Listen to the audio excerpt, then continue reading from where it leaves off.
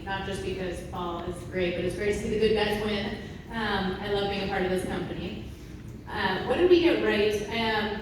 Demand is infinite. I think when ChatGPT and the like just launched, people were like, who's really gonna use a chatbot all the time? It turns out like billions of messages all the time, constantly. It's being adopted everywhere. What else did we get right? It's not just one model to rule them all. I think Fal is a perfect exemplifier of that, and there's hundreds of models on Fal. There's certainly a power law, but there's a long tail that's quite long. Some things we got wrong. I think we overestimated that AI would replace a lot of work. It's been much more of a co-pilot than on autopilot. And I think we've overestimated how messy the real world is and how hard it is actually to adopt AI in certain use cases and cultural challenges and cultural gaps.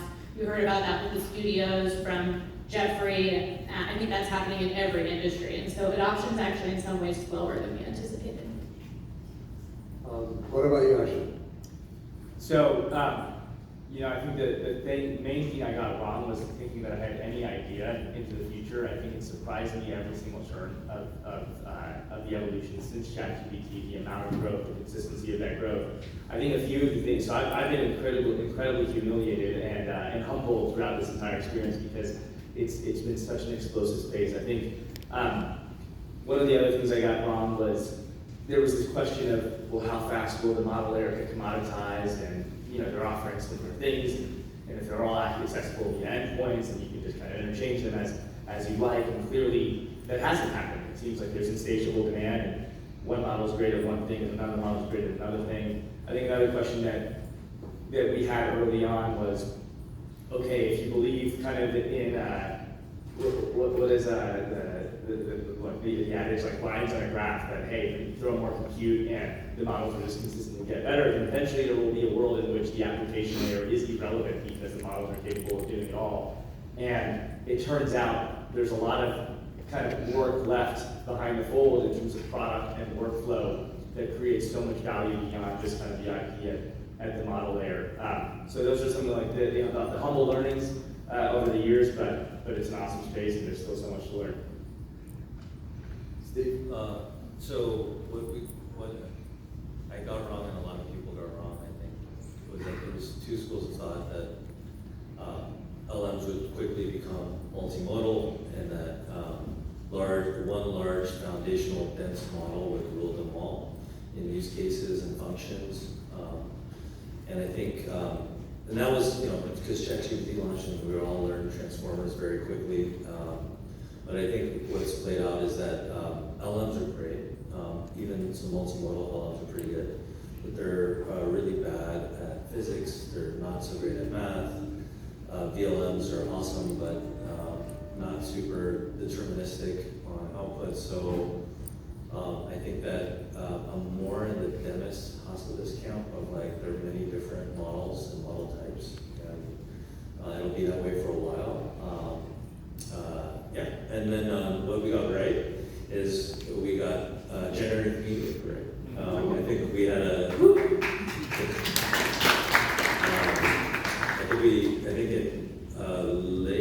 I think it was like mid 2023.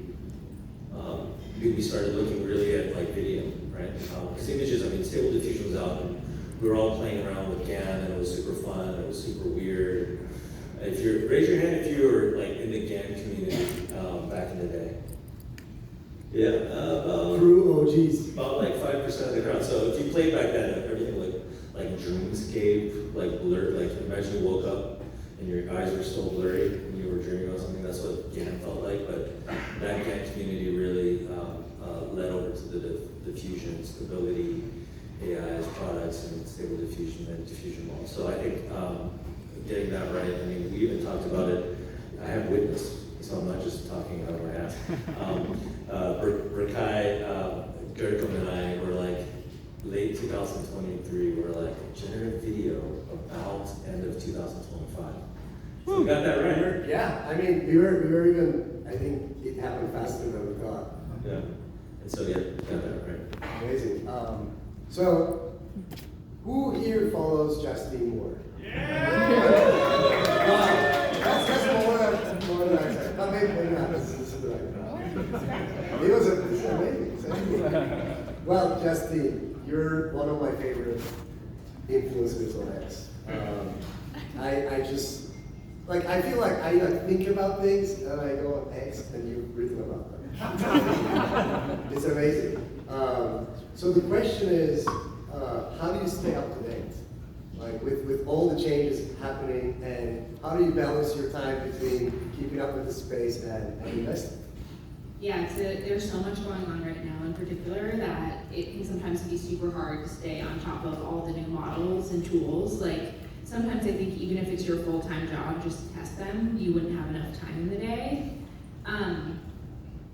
I think the way I think about it is like, this is pretty much mostly what I focus on at A16Z, and so I sort of have to be up to speed on the latest and greatest so that I know what kind of companies to look at, what's interesting, so that founders are like, she actually knows our space and could be helpful to us. So I view it, one, as a core part of the job, but two, honestly, it's become like by far my biggest hobby for the last few years. Like, I got into this later than the GAN people. So I first got into this when Stable Diffusion came out, like 3-ish years ago.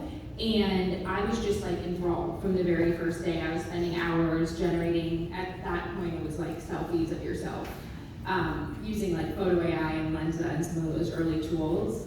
And I think from that, because I kept looking it up on like Instagram and TikTok and Reddit, now my feeds on like every media platform is so much AI content, which is like primarily how I keep up with it.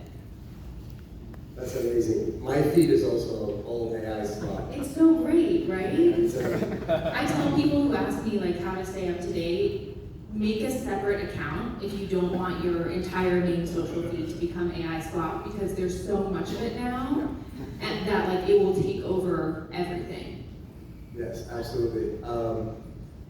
So, Steve, most people may not know this, but Steve actually has an art and music production background. He's also started a few companies. You want to tell us about that? And also, just curious, like, you know, how does, you know, AI versus the artist, what's your position on that? And like, when this is all said and done, what does the artist of the future look like? Before I jump into that, if you're not following Justine, you really should. She's not overblowing this. I did not pay any of them to say this, it's crazy. I mean, I don't understand, like, your guys' budget must be amazing, but like, you're like the best, really the best generative media product reviewer. And I'm like, how does A16Z have a big fund or something? Like, what's going on? Okay, so creativity on the internet is like the earliest use case of the internet. And it's funny when people say slop, I'm like, yeah, those websites slop back in the day, like 94, 95, those websites were kind of terrible. It's like directories and links and like really bad, like early JavaScript, like you know, just nothing. But the link exchange that it created was the thing, right? It wasn't like visually very appealing. And people were like, oh, this is terrible, they don't do anything. It was the same like energy that people have now, but it's fine because models are getting better. Everyone's like figuring out how to use this stuff. So I say like bring on the slop, and it's up to the market, to the community, to users to like avoid it until it suits them, right? Some people love it and they're like, give me all the slop. And some people are like, oh my god, I just want real people, and that's fine. That's great too. But I don't think it should stop people from going through that journey. You don't go from amazing high production value, perfect, pixel perfect, controllable media immediately, right? And so, and just a lot of the developers in here who are building tools, I think that's the responsibility that you have, right, to make that better, and you know, the model labs as well. But anyways. Yeah, I'm almost using slop in a positive way right now, because you know, we gotta change these definitions. Slop.ai, go get it if you don't have it right now. But I think it's a natural progression, right? And so, early on, the reason why I got involved in the internet period was that I liked making websites about anime and films that I liked, and I was desperately trying to get audio on there, and it was like near impossible. and Flash back then was unstable, Macromedia Flash. It was just all that. And so you felt like you were dealing with a lot of rough tools. And I think that was the first time that I saw this community on the internet that was basically like all these open source utilities and tools, and it felt like art, right? It felt like people using mixed media, right? And I think that moving forward, there was this concept of using software, like whether you're using BB Edit on a web page for publishing, or you're using like Adobe software and a bunch of different stuff. So every progression has had digital tools involved in a very human creative process. And I think there's always pushback. Every stage in the cycle, there's pushback from the incumbents, the legacy way of doing it. And they're not wrong, right? It's like, it feels less genuine to have more tooling involved because you're more accelerated, but everyone gets over it and they move up the scale. Teams move up the scale. Like, we don't want, not everyone's gonna use paints and brushes. I still like to paint, but it's very rare when I have kids, but, because you can actually have this when kids get hold of it. But digital tools, software tools enter this picture. CG, VFX. Who's worked on CG and VFX? Literally like 1% of the room. So when CG and VFX came out, you could not imagine Hollywood like freaked the fuck out. They were like, no, this is terrible. Like, you're supposed to make models of everything and then film it, and then like physical models. And this was much more efficient to use CG and VFX. It was expensive. I spent like $30,000 on a music video for The Strokes. We did like a sci-fi video with a bunch of ILM people, and the guys at ILM were like, no, it's great that you have this great project, you still have to spend money on it. And so we're at a phase right now where $30,000 on Fal will get you like 100 different versions of that video passing through everyone's pipeline here, and then we can like compete on who's the best, and then there'd still be money left over for the winner, right? Like as a bounty. So we've gone through like 1,000, maybe 10,000x difference in cost to generate basically the same type of video. And this is good because humans are still involved. So creativity is not machines just generating machine outputs. It's humans being accelerated so that like the kid that doesn't have the resources, doesn't have all the software tools, doesn't have a VFX lab down on Melrose Avenue in LA or in New York, they can do these things. And I think this is democratization. And I think like today, I produce films on the side still. That's how I get that out. But the other part of it is just looking at all of your apps. Whenever Fal releases a new model, I always go check it out. And I always go try to find who's using it. Sometimes I have to ask them. And then it's incredible. Like, you don't understand the power that's happened just in the last 10 and 20 years. Yeah. It's not 10x, not 100x, it's much more than that. Yeah, there's no way this kind of change doesn't change everything in space.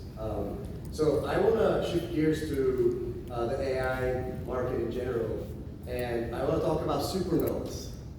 So if you're following on Twitter, Talia coined this new term for fast-growing AI startups, supernovas. Talia, can you tell us about supernovas? Sure. And also, it's been a couple of months, I think, since that whole debate went on. Like, how has your opinion changed since then?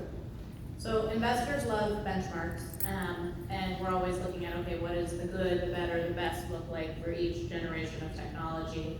And for a long time, we had these like SaaS benchmarks, and they were really useful. But startups are like, it's like the Olympics. Every year there's new world records, and the benchmarks change, and the next generation is better than the last. That's always the case. And we've seen with AI a big shift in what good looks like and what great looks like.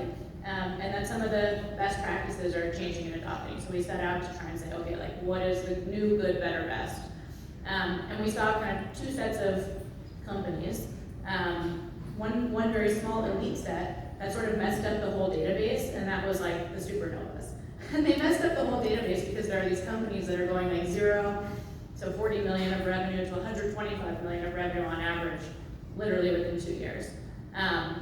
We call those the supernovas. There's a small set of them, they're super rare, but the growth is astronomical. But it also comes with some cost often, and the gross margins of those companies are thin, oftentimes even negative. And there was a big controversy on like, okay, is that even good? Is it good if you're 100 million in revenue or not? We can talk about that later. And then there's the second set of companies, like the shooting stars, which is what like I think of as the new norm. It used to be, there was a saying like triple, triple, double, double, double. And that's just adjusting up a little bit. It's like, we call it like Q2, T3, quadruple, quadruple, triple, triple, triple is what seems to be that, you know, next evolution of it. So getting to like 3 million in the first year, and then continuing to trickle on. Anyway, so that was the controversy. That's a little bit about what we're seeing. And we're all trying to make sense of like, what does this new world look like?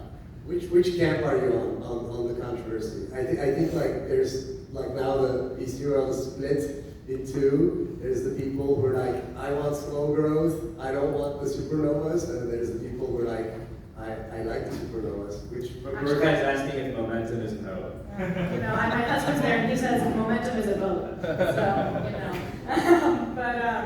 I like it all. So Q2, T3 find me, supernovas find me. We don't discriminate. That's awesome. Let's talk about valuations. Arsham, this one's for you. So early stage valuations are going up, you know, and when it's crazy, late stage valuations are also going up. As a growth investor, what do you think of, because by the time startups get to you, they're already, you know, very highly valued. So how does this impact like how you guys think about growth investing, and do you sometimes wish that, you know, you were investing maybe slightly earlier? What are your thoughts on this? You know, it's funny. I think if you talk to 10 different investors that invest in various kind of parts of the stack, every single one of them will tell you that their part of the stack is the most challenging, the most competitive. And the truth of it is, they're all kind of right. It's a really hard kind of job today, just given how efficient the market is. If you're a seed investor, you have to put $10 million into a company with basically, you know, one iteration of an idea, certainly not even a slide deck in many cases. If you are at our stage, you know, it's kind of, we talk about growth prices with early stage risk. If you're downstream from us, then you have to bet on the company becoming a $50 billion or $100 billion market cap business to make the return that you're underwriting, and there are only so many of those that exist. And so the truth is, it's not easy. It's not as hard as being a founder, but it's not, you know, no part of the stack is easy, quote unquote, to make money. And so I think like ultimately there are two things that matter. If you really boil it down, it's the price per share on entry, and it's the price per share on exit. And prices on entry have certainly risen. What's happened to the prices on exit, I think what we're all seeing is that there's this outlier effect where the big get bigger. There's almost this like evaporation of the middle class. Those companies, those exits that were in that middle range where you could make your kind of base case return, those are happening fewer and fewer and fewer. And then the big companies are just magnified. The amount of $1 trillion businesses that exist now versus that existed 10 years ago, obviously it's gone, you know, from 0 to whatever it is, 7 now. And it's only going to go up. But I think the percentage of like the volume percentage of businesses that do reach those stratospheric highs will just be smaller. So there will be this kind of consolidation of value. And so ultimately you just have to pick right. And that's the hard part. Absolutely. How does this impact the early stage, Justine? I mean, you're pretty stage dependent. I'm very curious, like, how does this impact how you guys invest? So I've been in venture for like 8 years now, so a while. So I survived 2021. I don't know if anyone was around during that time period when I would say the valuations were probably equally crazy as they are now, but there wasn't sort of a new technology cycle driving a lot of new adoption of the products, and so we weren't seeing the type of growth that we've seen today. I think our view is like, yeah, some companies are really expensive, and they're also like the best companies we've ever seen in terms of how fast they get adoption, how much they're growing, how much, like, we see all sorts of crazy things now, like something starts out as a consumer generative audio or image or video or whatever, and then like someone from a giant enterprise signs up and like self-serves into like what eventually becomes a $2 million annual contract, which which like we've never seen before. And so I think our view has just been like, yeah, are there some prices that seem crazy from the outside? Probably, but I'm sure all of us, like when we dive really deep into the data behind these companies, the retention is often incredible, the expansion is often incredible, like, and they're growing at rates we haven't seen before. So, are you saying we're not in a bubble? I don't think we're in a bubble. Okay, cool. I think we're in a good bubble. You need a bubble. Like you need slop along the way to like perfection, right? I've been through, I guess, 3 bubbles. I don't know. So late '90s, that was a bubble, and it was a good bubble until it became a bad bubble. So bubbles change, right? It's like malignant, right? So so a bubble is important, right? A bubble is why you're all here, right? You get excited about a new technology space, and the wave is happening, and you want to go ride that wave. And so the best talent, the smartest people, flew to crypto in the last cycle. Before that, they flew to SaaS. Before they did that, it was marketplaces and sharing economy and social software. Before that, and cloud computing startups, and then it was web apps and websites. So it goes through these phases, and capital collects and gloms around that bubble, and then the best talent in the world goes after. So an early stage fund like ours, like we were investing in 2019, like a quarter of our fund in ML, computer vision, and all those companies, God bless them, they all failed, right? Because it's too early, right? We didn't have transformers and diffusion models and diffusion transformer models. But we learned a lot. But now, today, like even if we didn't want to be an AI-focused fund, guess what? We would be, because all the best talent on the planet, all of you folks here, want to work in it. So as an early stage fund, we don't decide ultimately. The founders decide, and we follow them. It's a rabbit hole that gets bigger and bigger, and we want to go down in that rabbit hole with them. So that's just the nature of it. And then on valuations, it's an art, not a science right now, obviously, but there is some science when it gets into like a growth stage. But if you're like an early stage founder, it's really about the promise of the importance and size. And I make distinct importance versus size, because size won't be apparent in the importance of it. So if you were working on like VLMs and VLAs for robotics in 2022 or even 2023, everyone would have been like, all right, I'm going to give you like minimal seed check just because we think you're awesome.